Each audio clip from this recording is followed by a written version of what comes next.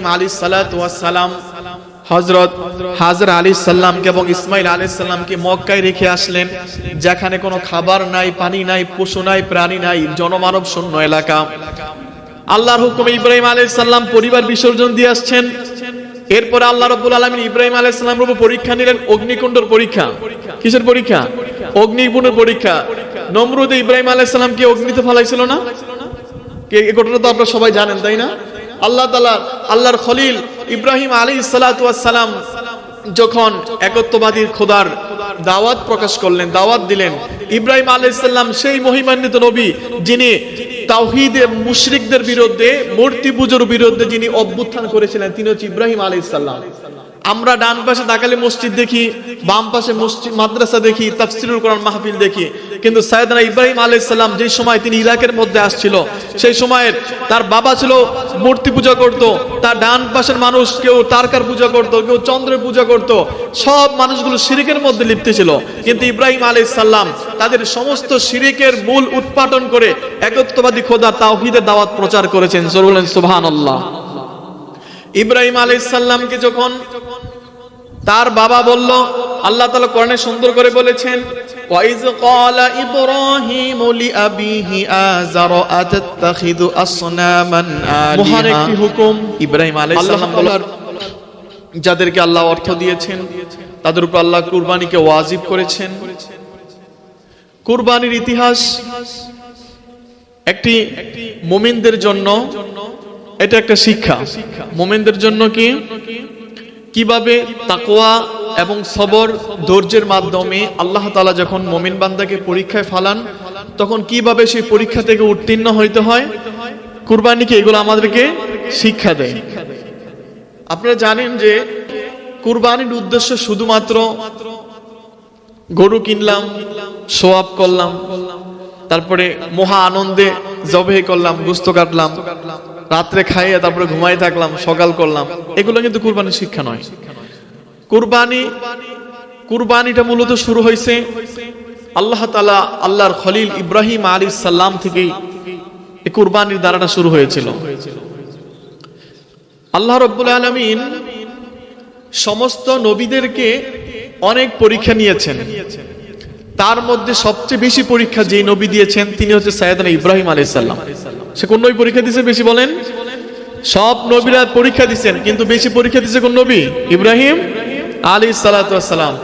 আল্লাহ রাব্বুল আলামিন তার আপন হাবিব মুহাম্মদ সাল্লাল্লাহু আলাইহি ওয়াসাল্লামকে পবিত্র কোরআনের মধ্যে ইব্রাহিম আলাইহিস সালামের কথা স্মরণ করে দিয়ে সূরা বাকারার মধ্যে বলেন, وَإِذِ ابْتَلَى إِبْرَاهِيمَ رَبُّهُ بِكَلِمَاتٍ فَتَابَ عَلَيْهِ وَإِذِ ابْتَلَى إِبْرَاهِيمَ رَبُّهُ بِكَلِمَاتٍ فَأَتَمَّهُنَّ قَالَ إِنِّي جَاعِلُكَ لِلنَّاسِ إِمَامًا। আল্লাহ রাব্বুল আলামিন আমার হাবিব মুহাম্মদ সাল্লাল্লাহু আলাইহি সাল্লামকে সান্ত্বনা প্রদান করে বলেন, হাবিব আপনি স্মরণ করুন সেই সময়ের কথা যখন আমি আমার ইব্রাহিমকে একাধিক পরীক্ষা নিলাম, অনেকগুলো পরীক্ষা নিলাম, আর আমার খলিল সবগুলো পরীক্ষার মধ্যে সফলতার সাথে উত্তীর্ণ হয়েছে। জোরে বলেন সুবহানাল্লাহ।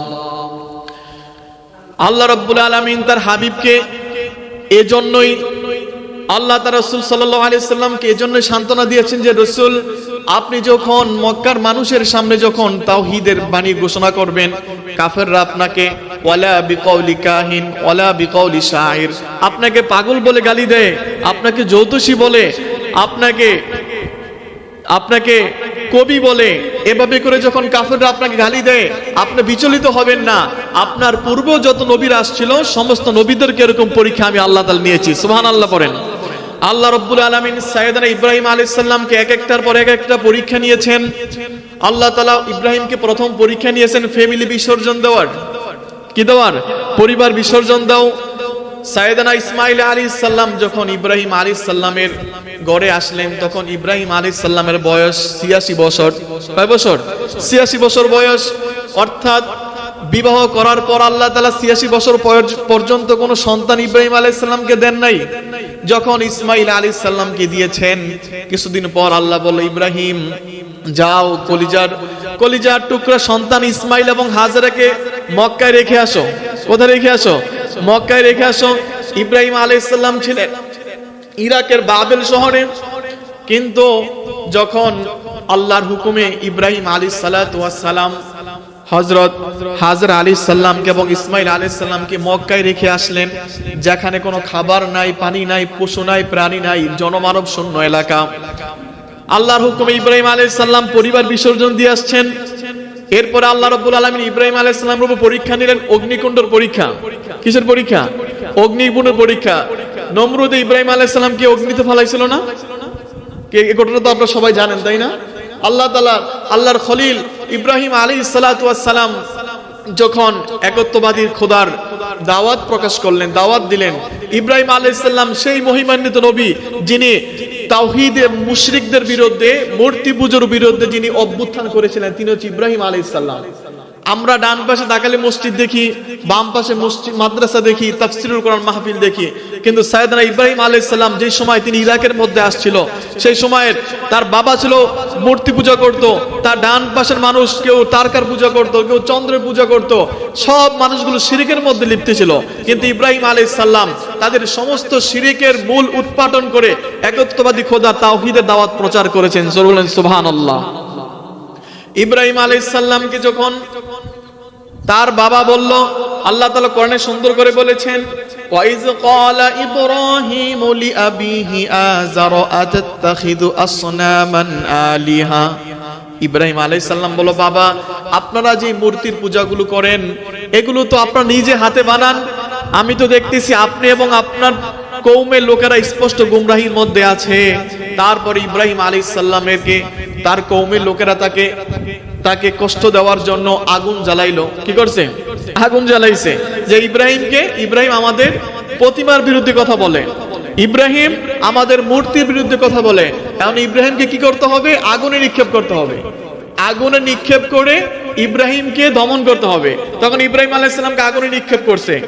তারপর আল্লাহ তাআলা আগুনকে বললেন, কুলনা ইয়া নারু কুনি বারদাও ওয়া সালামান আলা ইব্রাহিম, যে আগুন তুমি আমার ইব্রাহিমের উপর শান্তিদায়ক হয়ে যাও। সুবহানাল্লাহ পড়েন। এরপর ইব্রাহিম আলাইহিস সালাম এক একটার উপর এক একটা পরীক্ষা দিলেন। সর্বশেষ যে পরীক্ষা আল্লাহ তাআলা ইব্রাহিম আলাইহিস সালামের কাছ থেকে নিলেন, সেটা হচ্ছে আল্লাহ তাআলা তার সন্তান ইসমাইল আলাইহিস সালামকে জবেহ করার কথা হুকুম করলেন। কি করলেন? জবেহ করার কথা বলছেন। চিন্তা করেন, 10 জিলহজ আল্লাহ তাআলা সূরাতুস সাফফাতের মধ্যে চমৎকার করে আলোচনা করেছেন। আল্লাহ রাব্বুল আলামিন বলেন, ফালাম্মা বালাগা মাহুস সা'য়া ক্বালা ইয়া বুনাইয়া ইন্নী আরা ফিল মানামি আন্নী আযবাহুকা ফানজুর মাযা তারা। সাইয়েদনা ইব্রাহিম আলাইহিস সালাম বললেন, আমার কলিজার টুকরা সন্তান ইসমাইল, আমি তোমাকে স্বপ্নে দেখলাম, তোমাকে আমি জবেহ করতেছি। এখন তোমার মতামত কি? তোমার ওপিনিয়ন কি? আল্লাহর পয়গম্বর হযরত ইসমাইল আলাইহিস সালাম বাবার এই প্রশ্নে তিনি জবাব দিলেন, ক্বালা ইয়া আবাতি ফাআল মা তু'মার সাতাজিদুনি ইনশাআল্লাহু মিনাস সাবিরিন। সাইয়েদনা ইসমাইল আলাইহিস সালাম বলেন, বাবা আপনাকে আল্লাহ তাআলা স্বপ্নে যে আদেশ করেছেন আপনি সেই আদেশ বাস্তবায়ন করুন, ইনশাআল্লাহ আপনি আমাকে ধৈর্যশীলদের অন্তর্ভুক্ত পাবেন। জোরে বলেন সুবহানাল্লাহ। হযরত ইব্রাহিম আলাইহিস সালাম যখন বলল, ইসমাইল আমি তোমাকে জবাই করতে দেখেছি, যদি আমাদের বাবারা যদি আমাদেরকে সকালবেলা স্বপ্নে এসে বলে যে বাবা আমি তোমাকে স্বপ্নে দেখলাম জবাই করার জন্য, এখন কি তুমি প্রস্তুত আছো? আমরা কি রাজি হব? আমরা রাজি হব না। আমরা বলবো যে আব্বা আপনি আমার দেখেন নাই, মনে অন্য বাইরে দেখছেন। ঠিক আছে, কিন্তু সাইয়েদনা ইসমাইল আলাইহিস সালাম বলল কি, যে আল্লাহ, যে বাবা আপনি যে স্বপ্ন দেখছেন এই স্বপ্ন বাস্তবায়ন করার জন্য কি করেন?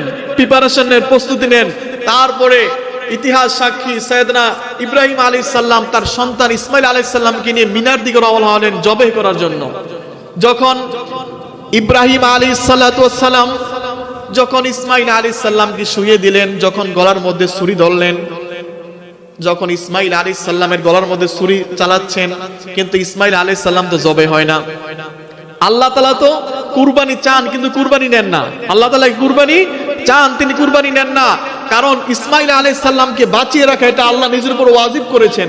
ইসমাইল আলাইহিস সালাম যদি জবে হয়ে যায় তাহলে তো পুরো পৃথিবী উল্টা পাল্টা হয়ে যাবে। কারণ এই ইসমাইলের বংশে আল্লাহর আখির নবী মুহাম্মদ সাল্লাল্লাহু আলাইহি সাল্লাম তিনি আসবেন। সুবহানাল্লাহ পড়েন। আমার নবী কিন্তু ইসমাইল আলাইহিস সালামের বংশ দিয়ে আসছেন। যেমন দেখেন ইব্রাহিম আলাইহিস সালামকে বলা হয় যে অল মানে ফাদার অল প্রফেটস, মানে ইব্রাহিম আলাইহিস সালাম হচ্ছে সমস্ত নবীদের পিতা। তাকে বলা হয় আবুল আম্বিয়া। কি বলা হয়? আবুল আম্বিয়া। মানে এই পৃথিবীর মধ্যে যত নবী রাসূল আসছেন সব 99% নবী রাসূলুল্লাহ ইব্রাহিম আলাইহিস সালামের হয় ছেলে, না হয় নাতি, না হয় বুধু। যেমন ইব্রাহিম আলাইহিস সালামের দুই ছেলে। কয় ছেলে? 86 বছর বয়সে ইব্রাহিম আলাইহিস সালামের এক ছেলে ইসমাইল আলাইহিস সালাতু ওয়াস সালাম। তারপরে আল্লাহ তাআলা 100 বছর বয়সে ইব্রাহিম আলাইহিস সালামকে আরেকটা সন্তান দিলেন, তার নাম হচ্ছে ইসহাক আলাইহিস সালাম। নাম কি? ইসমাইল। যেমন একদিকে ইসমাইল আলাইহিস সালাম আর একদিকে ইসহাক আলাইহিস সালাম। দেখেন কিভাবে আল্লাহ তাআলা চেনটা বানালেন। তারপরে ইসহাক আলাইহিস সালামের ঘরে আরেক সন্তান, নাম হচ্ছে ইয়াকুব আলাইহিস সালাম। নাম কি? বড় বড় নবী। আবার ইয়াকুব আলাইহিস সালামের ঘরে 12 সন্তান, তার মধ্যে একজন ইউসুফ আলাইহিস সালাম। দেখছেন কিভাবে নবীদের ধারাটা। তাহলে আল্লাহ তাআলা যত নবী রাসূল পৃথিবীর মধ্যে আসছেন সব নবী রাসূলগণ ইব্রাহিম আলাইহিস সালামের নাতিপুতি। এইজন্য আল্লাহ রাব্বুল আলামিন সাইয়েদনা ইসমাইল আলাইহিস সালামকে জীবিত রাখা নিজের উপর ওয়াজিব করেছেন। কারণ এই ইসমাইলের বংশে আল্লাহর আখির নবী মুহাম্মদ সাল্লাল্লাহু আলাইহি সাল্লাম আসবেন। যখন ইব্রাহিম আলাইহিস সালাম সন্তানের উপরে ছুরি চালালেন, আল্লাহ রাব্বুল আলামিন চমৎকারভাবে কোরআনে বলেছেন, আল্লাহ তাআলা বলেন ফালাম্মা আসলামা ওয়া তাল্লাহু লিল জাবিন। আল্লাহ বলে অতঃপর তারা ছেলে সন্তান উভয় আত্মসমর্পণ করলো। কদ সাদ্দাকতার রুইয়া কাযালিকা নাজজিল মুহসিনিন। আল্লাহ বলে ইব্রাহিম আর ছুরি চালানো লাগবে না, তুমি তোমার স্বপ্নকে বাস্তবায়ন করেছো।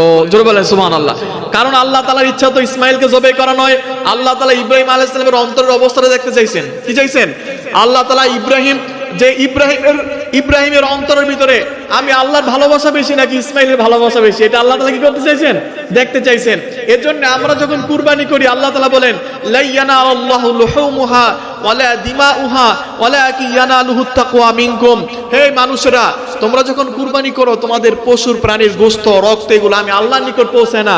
আমি আল্লাহর নিকট যেটা পৌঁছায় সেটা হচ্ছে ওয়ালাকিন ইয়ানালুহুত তাকওয়া মিনকুম। আমি তোমাদের অন্তরের অবস্থাটা দেখি। সুবহানাল্লাহ পড়েন। এই জন্য আল্লাহ রাব্বুল আলামিন সাইয়েদনা ইব্রাহিমকে একের পর এক পরীক্ষা নিলেন এবং পরীক্ষা নেওয়ার পরে যখন ইব্রাহিম আলাইহিস সালাম সব পরীক্ষায় পাশ হলেন, পাশ হওয়ার পরে আল্লাহ তাআলা ইব্রাহিম আলাইহিস সালামকে অ্যাওয়ার্ড দিলেন, পুরস্কার হিসেবে বললেন যে লিন্নাসি ইমামা। আল্লাহ বলে ইব্রাহিম আমি তোমাকে গোটা জাতির ইমাম বানাই দিলাম। ইমাম মানে নেতা, ইমাম মানে কি? নেতা। আল্লাহ তাআলা ইব্রাহিম আলাইহিস সালামকে গোটা জাতির নেতা বানাইছেন। শুধু তাই নয়, আল্লাহ তাআলা ইব্রাহিম আলাইহিস সালামকে জাতির পিতা বানাইছেন। আমাদের জাতির পিতা কে? ইব্রাহিম আলাইহিস সালাম। সবাই জোরে বলেন আমাদের জাতির পিতা কে? ইব্রাহিম আলাইহিস সালাম। সবাই বলেন জাতির পিতা কে?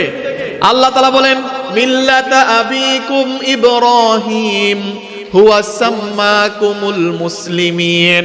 আল্লাহ তাআলা বলে আমি তোমাদের জন্য জাতির পিতা হিসাবে নির্বাচন করলাম আমার খলিল ইব্রাহিম আলাইহিস সালামকে। জোরে বলেন সুবহানাল্লাহ। এবং আমরা যে মুসলমান এই নামটা ইব্রাহিম আলাইহিস সালাম রাখছেন। দেখেন ইব্রাহিম আলাইহিস সালামের কত অবদান। ইব্রাহিম আলাইহিস সালাম হুয়া সাম্মাকুমুল মুসলিমিন, আমরা যে মুসলমান এই নামটা কে রাখছেন? ইব্রাহিম আলাইহিস সালাম রাখছেন। তারপরে আল্লাহ রাব্বুল আলামিন বলল যে আমার ইব্রাহিম যখন চতুর্দিকে মানুষগুলো মূর্তির পূজা করত, প্রতিমার পূজা করত, দেব দেবীর পূজা করত, তখন মানুষ এক আল্লাহর কথা বলতে ভয় পাইত। তখন সমস্ত মানুষগুলো যখন মূর্তির সামনে মাথা নত করত, মূর্তির সামনে পূজা করত, কিন্তু আমার ইব্রাহিম মূর্তির সামনে মাথা নত করে নাই। আল্লাহ তাআলা বলেন ইন্নী ওয়াজ্জাহতু ওয়াজহিয়া লিল্লাযী ফাতারাস সামাওয়াতি ওয়াল আরদা হানিফা ওয়া মা আনা মিনাল মুশরিকিন। আল্লাহ রাব্বুল আলামিন বলে ইব্রাহিম আলাইহিস সালাম বলে যে আমি আমার চেহারা ঘুরিয়ে দিলাম ওই মালিকের নিকট যিনি আসমান ও জমিনের একমাত্র মালিক। আসমান ও জমিনের মালিক কে? সবাই জোরে বলেন আসমান ও জমিনের একমাত্র মালিক কে? সমস্ত কল্যাণ, সমস্ত রিজিক, হায়াত, মৌত সবকিছুর মালিক কে? আল্লাহ তাআলা। ইব্রাহিম আলাইহিস সালাম বলে আমি আমার চেহারা ঘুরিয়ে দিলাম কোন মূর্তির দিকে নয়, কোন চন্দ্র তারকার দিকে নয়, আমি আমার চেহারা ঘুরিয়ে দিলাম আসমান ও জমিনের একমাত্র মালিক হানিফা ওয়া মা আনা মিনাল মুশরিকিন। আমি হচ্ছে একনিষ্ঠ মুসলিম এবং শিরকের সাথে আমার কোনো সম্পর্ক নাই। শিরকের সাথে আমার কি নাই, কোনো সম্পর্ক নাই। এজন্য আমরা সূরা ফাতিহার মধ্যে পড়ি গায়রিল মাগদুবি আলাইহিম ওয়ালাদ-দাল্লিন। এর অর্থ হচ্ছে আল্লাহ আপনার কাছে আমরা পানা চাই যাদেরকে আপনি পথভ্রষ্ট করেছেন, যাদের উপর আপনি অভিসম্পাত করেছেন, সেই সমস্ত জাতি থেকে আমরা পানা চাই। পথভ্রষ্ট অভিশপ্ত হচ্ছে ইহুদিরা। অভিশপ্ত কারা? ইহুদি জাতিরা। আর পথভ্রষ্ট হচ্ছে নাসারারা। পথভ্রষ্ট কারা? নাসারারা। এই জন্য ইহুদিরা দাবি করত যে ইব্রাহিম আলাইহিস সালাম ইহুদি, আবার নাসারারা বলতো যে ইব্রাহিম আলাইহিস সালাম কি নাসারা। তাদের এই অবান্তর প্রশ্নের জবাব আল্লাহ কোরআনে দিয়েছেন। আল্লাহ রাব্বুল আলামিন বলেছেন মা কানা ইব্রাহিম ইয়াহুদিয়াও ওয়ালা নাসরানিয়াও ওয়ালাকিন কানা হানিফাম মুসলিমা। আল্লাহ রাব্বুল আলামিন বলেন আমার ইব্রাহিম ইহুদি নয়, নাসারাও নয়, তিনি হচ্ছেন একনিষ্ঠ মুসলিম। তিনি কি একনিষ্ঠ মুসলিম। এরপর আল্লাহ তাআলা ইব্রাহিম আলাইহিস সালামকে একাধিক পরীক্ষা নিলেন, পরিবার বিসর্জন দেওয়ার, তারপরে সন্তান জবাই করার, এরকম অসংখ্য পরীক্ষা নেওয়ার পর ইব্রাহিম আলাইহিস সালাম পাশ করার পরে আল্লাহ রাব্বুল আলামিন সর্বশেষ বলে যে ইব্রাহিম সব পরীক্ষায় তো পাশ করেছো, এখন তোমাকে আরেকটা দায়িত্ব দিব। আল্লাহ তাআলা কি বলে যে ইব্রাহিম এখন তোমাকে লাস্টে আরেকটা দায়িত্ব দিব। দায়িত্বটা হচ্ছে তুমি কাবা শরীফ নির্মাণ করতে হবে। কি করতে হবে? কাবা শরীফ নির্মাণ করতে হবে। এটা কি পারবা? ইব্রাহিম আলাইহিস সালাম বলেন আল্লাহ কোন কি সব আপনার জন্য করলাম, সর্বশেষ আপনি আমাকে হজের দায়িত্ব দিয়েছেন, হজ ম্যানেজ করার ম্যানেজিং ডিরেক্টরের দায়িত্ব আমাকে দিয়েছেন, এটা আমি পালন করতে পারবো। আল্লাহ তাআলা সূরা বাকারার মধ্যে বলেছেন ওয়া ইয ইয়ারফাউ ইব্রাহিমুল কওয়াইদা মিনাল বাইতি ওয়া ইসমাঈল রাব্বানা মিন্না ইন্নাকা আনতাস সামিউল আলিম। আল্লাহ যখন ইব্রাহিমকে বলল যে আমার ঘর নির্মাণ করো, ইব্রাহিম এবং ইসমাঈল আলাইহিস সালাম কাবা শরীফকে নির্মাণ করলো। নির্মাণ করার পর ইব্রাহিম আলাইহিস সালামকে আল্লাহ বলো যে ইব্রাহিম এবার মানুষকে ডাকো আমার ঘরের হজ করার জন্য। আমার ঘরে কি করার জন্য?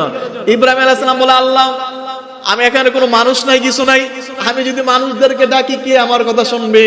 আল্লাহ তাআলা বলে ইব্রাহিম তুমি যাও একটা পাথরের উপরে দাঁড়াও, তুমি মানুষদেরকে হজের আহ্বান করো। ওয়াজিন বাইতান নাসি ফিল হজ, তুমি মানুষকে আমার ঘরে তাওয়াফ করার জন্য আহ্বান করো। তোমার কাজ শুধু আজান দেওয়া, আর এই আজানের ধ্বনি গোটা পৃথিবীর মানুষের কানে পৌঁছে দেওয়ার দায়িত্ব আমি আল্লাহ তাআলার। জোরে বলেন সুবহানাল্লাহ। ইব্রাহিম আলাইহিস সালাম তিনি পাথরের উপরে দাঁড়ায় বললেন ইয়া আইয়ুহান নাস ইত্তাখিযু বাইতান ফিল হজ, হে মানুষ সকল তোমরা আল্লাহর ঘরের জিয়ারতে আসো। তখন ইব্রাহিম আলাইহিস সালামের আযানটা আল্লাহ রাব্বুল আলামিন দুনিয়ার সমস্ত মানুষের কানে তো পৌঁছাইছেন, এমনকি যারা রূহের জগতে ছিল, আমরা তো আগে রূহের জগতে ছিলাম, সেখানে পর্যন্ত আল্লাহ তাআলা আওয়াজটা পৌঁছে দিয়েছেন। সুবহানাল্লাহ বলেন। এজন্য আমরা যারা হজ করি, হজ করার প্রথমে আমরা যে সমস্ত কাজগুলো করি সব ইব্রাহিম আলাইহিস সালামের বরকত। কার বরকত? এই ফ্যামিলি এত বরকত, যেখানে হাত দেয় সেটা বরকত, যেখানে যায় সেটা বরকত, যেখানে বসে সেটা বরকত, যে স্থানে তারা থাকে সেটাও বরকত করে দেয়। সুবহানাল্লাহ বলেন। যেমন জমজমের পানি, বুখারীর বর্ণনা, রাসূল সাল্লাল্লাহু আলাইহি সাল্লাম বলেছেন, আল্লাহর হাবিব বলেন যে মাউন জমজম লিমা শুরিবালাহু, যে আসমানের নিচে জমিনের উপরে জমজমের পানি এতটাই বরকতপূর্ণ, কোন বান্দা যদি কোন রোগের নিয়ত করে জমজমের পানি খায় আল্লাহ তাআলা সেই রোগ থেকে তাকে শিফা দান করেন। সুবহানাল্লাহ বলেন। এবং বিশ্বনবী মুহাম্মদ সাল্লাল্লাহু আলাইহি সাল্লামকে নবী যখন মেরাজে গেছেন, মেরাজে যাওয়ার রাত্রে জিবরাইল আলাইহিস সালাতু ওয়াস সালাম আমার রাসূলকে এই জমজমের কূপের সাথে নিয়ে বুক থেকে নাভি পর্যন্ত ফেরে তার এই কলবটাকে ধুইছেন জমজমের পানি দিয়া। সুবহানাল্লাহ বলেন। এজন্য সাইয়েদনা ইসমাঈল আলাইহিস সালাতু ওয়াস সালামের পায়ের বরকত দেখেন। যখন ইব্রাহিম আলাইহিস সালাম ইসমাঈল আলাইহিস সালামকে কাবার চত্বরে ফারহান নামক উপত্যকায় জমজমের পাশে রেখে আসলেন, ইসমাঈল আলাইহিস সালামের পায়ের লাড়াচাড়ায় জিবরাইল আলাইহিস সালামের মাধ্যমে আল্লাহ তাআলা পানি প্রবাহিত করলেন। সুবহানাল্লাহ বলেন। এরকম পানি প্রবাহিত করলো, বর্তমানে প্রত্যেকদিন টনকে টন জমজমের পানি যাচ্ছে, কিন্তু এক ফোঁটা পানি আর কমে না, বাড়েও না। সুবহানাল্লাহ বলেন। এই জমজমের পানি কার পায়ের বরকত? ইসমাঈল আলাইহিস সালামের। কার পায়ের বরকত বলেন? ইসমাঈল আলাইহিস সালাম। আবার তার মা হাজরা আলাইহিস সালাম সাফা মারওয়া পাহাড় 7 বার সাই করছে। কয়বার? 7 বার দৌড়াদৌড়ি করছে। আল্লাহ তাআলা কয় আমি আমার হাজরা আলাইহিস সালামের, আমার হাজরার এই দৌড়াদৌড়িটাকে কিয়ামত পর্যন্ত চিরস্মরণীয় অম্লান করে রাখার জন্য সমস্ত হাজীদের উপরে দৌড়াদৌড়ি করে আমি ওয়াজিব করে দিয়েছি। সুবহানাল্লাহ বলেন। এজন্য হাজী সাহেবরা সেখানে গিয়ে দৌড়াদৌড়ি না করলে হজ হবে না, হজ হবে না। তাহলে দেখেন ছেলে পায়ে লাগছে জমজম, স্ত্রী দৌড়াদৌড়ি করছে সাফা মারওয়া পাহাড়। সাফা মারওয়া এই দুইটা পাহাড় এতটাই বরকতপূর্ণ, আল্লাহ তাআলা কোরআনে দুইটা পাহাড়ের নাম নিয়েছেন। আল্লাহ তাআলা বলেছেন ইন্নাস সাফা ওয়াল মারওয়াতা মিন শাআইরিল্লাহ, যে আল্লাহ বলে আমি আমার নিদর্শনের দুইটা জিনিস রাখলাম, একটা হচ্ছে সাফা আর একটা হচ্ছে মারওয়া পাহাড়। সুবহানাল্লাহ বলেন। তারপরে দেখেন ইব্রাহিম আলাইহিস সালাম যে পাথরের উপরে দাঁড়াইছেন, মাকাম ইব্রাহিম। মাকামে পৃথিবীর যত পাথর আছে, আপনারা যদি সারাদিন পাথরের মধ্যে লাথি করেন, এই পাথরের মধ্যে কি আপনার পায়ের ছাপ বসবে? কখনোই বসবে না, কখনোই বসবে না। কিন্তু ইব্রাহিম আলাইহিস সালাম যে মাকাম ইব্রাহিম, যে পাথরটার উপরে পা রেখে তিনি কাবা শরীফ নির্মাণ করেছিলেন, আল্লাহ রাব্বুল আলামিন ইব্রাহিম আলাইহিস সালামের পায়ের ফুটপ্রিন্ট সেই পাথরটার মধ্যে লাগাই দিয়েছেন। সুবহানাল্লাহ বলেন। এই জন্য যত হাজিরা হজ করতে যায় দেখবেন কাবা শরীফের চত্বরে 12 মিটার উঁচু একটা গ্লাস করে একটা পাথর আছে, সেটাই মাকাম ইব্রাহিম। যে মাকাম ইব্রাহিমকে আল্লাহ তাআলা ওয়াত্তাখিযু মিন মাকাম ইব্রাহিমা মুসাল্লা, সূরা বাকারার মধ্যে আল্লাহ বলেছেন যে মাকাম ইব্রাহিমকে আল্লাহ তাআলা মুসাল্লা হিসেবে কবুল করেছেন। সুবহানাল্লাহ বলেন। এই জন্য ইব্রাহিম আলাইহিস সালামের যত আমরা হজ করি যাই করি সব এগুলো ইব্রাহিম আলাইহিস সালামের সুন্নত। এই জন্য সাহাবীরা নবীকে প্রশ্ন করছে, ইয়া রাসূলুল্লাহ, যে মাজা আদাহি, কুরবানি এটা কি? তখন রাসূল জবাব দিলেন, ক্বালা সুন্নাত আবিকুম ইব্রাহিম, যে কুরবানি হচ্ছে তোমার পিতা ইব্রাহিম আলাইহিস সালামের সুন্নত। সুবহানাল্লাহ পড়েন। এজন্য আমরা যখন কুরবানিটা করব, একটা হৃদয়ের আবেগ নিয়ে করব, একটা ভালোবাসা নিয়ে করব, মহব্বত দিয়ে করব, যে আমাদের জাতির পিতা ইব্রাহিম আলাইহিস সালাতু ওয়াস সালাম কুরবানিটা করছেন, সেই থেকে আল্লাহ তাআলা এই বিধানটা সামর্থ্যবানদের উপরে ওয়াজিব করেছেন। সো আমরা এই বিধানটা করব একনিষ্ঠভাবে, নিয়ত খালেস করে। নিয়ত কি করে? শো আপ না, মানুষকে দেখাবার জন্য না। কার জন্য করব আমরা? এজন্য আল্লাহ তাআলা বলেন, কুল ইন্না সলাতি ওয়া নুসুকি ওয়া মাহইয়ায়া ওয়া মামাতি লিল্লাহি রাব্বিল আলামিন। আল্লাহ তাআলা বলে, হাবিব আপনি মানুষদেরকে জানিয়ে দেন তাদের নামাজ, কুল ইন্না সলাতি নামাজ, ওয়া যাকাতি নামাজ, হজ যাকাত, জীবন কুরবানি, জীবন মরণ সব কার জন্য? আমি আল্লাহর জন্য। আমাদের সবকিছু কার জন্য হবে? যারা মুমিন বান্দা, যারা ঈমানদার, তারা মুত্তাকি, তাদের বেঁচে থাকা, জীবিত থাকা, মরে যাওয়া, তাদের সুখ দুঃখ সব মাত্র একমাত্র কার জন্য? আল্লাহ তাআলার জন্য। যেমন ইব্রাহিম আলাইহিস সালামকে যখন নমরুদ বলল এরকম আগুনের কুণ্ডলী পাকাইছে, যে বলা হয়েছে এমন লেলিহান শিখা আগুনের সামনে যাইতে পারে না, পরে ওই যে আমাদের গ্রাম্য ভাষা বলা হয় যে নাগার দোলায় না, এরকম করে কাঠের বানাইছে, ইব্রাহিম আলাইহিস সালামকে দূর থেকে নিক্ষেপ করবে।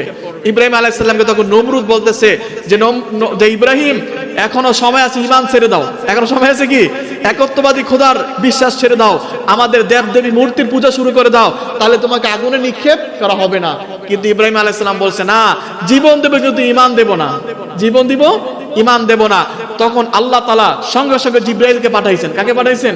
জিবরাইলকে পাঠাইছেন, যে মানুষদের পরীক্ষা নিয়ে ফেরেশতাদেরকে লজ্জা দেওয়ার জন্য। কারণ এই ফেরেশতারা বলেছিল যে আল্লাহ আপনি ইনসান বানায়েন না। কি বলছিল? ইনসান বানায়েন না। যখন ইব্রাহিম আলাইহিস সালামকে একেবারে আগুনে ফালাই দিবে, তখন জিবরাইল আলাইহিস সালাম আসছে, আয়েশা ইব্রাহিম আলাইহিস সালামকে সালাম দিয়েছেন যে আসসালামু আলাইকা ইয়া আইয়ুহান নবী, যে আল্লাহর নবী আপনার কি কোনো সাহায্যের প্রয়োজন? যে মা হাজাতিহি ইয়া ইব্রাহিম, আপনার কোনো হাজত আছে, কোনো পূরণ আছে? তখন ইব্রাহিম আলাইহিস সালাম বলে যে জিবরাইল, আমার তো সাহায্যের দরকার, কিন্তু সাহায্য আমি তোমার নিকট চাবো না, আমি চাবো আমার আল্লাহর নিকট। সুবহানাল্লাহ পড়েন। আল্লাহ তাআলা পরীক্ষার উপর পরীক্ষা, এখন আগুনে ফালাই দিব, তারপর আবার জিবরাইলকে পাঠাইছে ইব্রাহিম আলাইহিস সালামের নিকট, যে এখন কি বল আমার ইব্রাহিম, শোনো। ইব্রাহিম আলাইহিস সালাম বলল কি, যে জিবরাইল সাহায্য চাইলে তোমার কাছে যাবো না, আমি আমার আল্লাহর কাছে যাবো। সুবহানাল্লাহ পড়েন। এজন্য ইব্রাহিম আলাইহিস সালাম এই দুনিয়ার মধ্যে যারা ইমানদার মুত্তাকি, যারা যত ফরেজগারি ভাবে চলে, এদের উপর অনেক বালা মুসিবত আল্লাহ তাআলা দেন। কখনো মালের উপরে, কখনো সম্পদের উপরে, কখনো জানের উপরে। আল্লাহ তাআলা দেখেন যে আমার মুমিন বান্দা, মুত্তাকি বান্দা ধৈর্য এবং সবর, তাকওয়ার মাধ্যমে এটা উত্তীর্ণ হতে পারে কিনা। সুবহানাল্লাহ বলেন। পরীক্ষা কিন্তু আসবেই, জীবনে কিন্তু অনেক পরীক্ষা আসে মানুষের, কিন্তু পরীক্ষা আসলে কি আমরা হতাশ হয়ে যাব? না, আমরা তো আল্লাহর উপর ধৈর্য তাওয়াক্কুল করে সেই পরিস্থিতি আমরা কি করব? মোকাবেলা করব।